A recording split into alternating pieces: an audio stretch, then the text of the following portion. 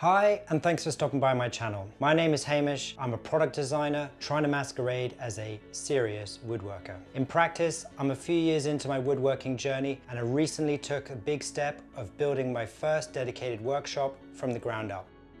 It's been a pretty long road to arrive at this small 12 by 12 foot space in my backyard, and I can tell you that excavating 50 tons of material for foundations by hand isn't something I want to repeat. Though after all the effort, I have a pretty relaxing space with an inside-outside feel and an adjoining storage area for lumber and less used tools. My channel is focused on shop, yard and furniture projects where I'm all about clean modern builds and high levels of workshop efficiency and organization, though I still have a way to go. I also continue to like to learn and improve my craft. For this reason, most of my projects involve me trying a technique or two for the first time, and as a result, mistakes are pretty common.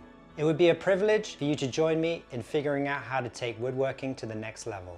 If you're interested in what you see and want to support my small channel, then please do consider subscribing. Also feel free to check out the build plans and shop hack smalls that I'm selling on my Etsy shop. Now, let's make something.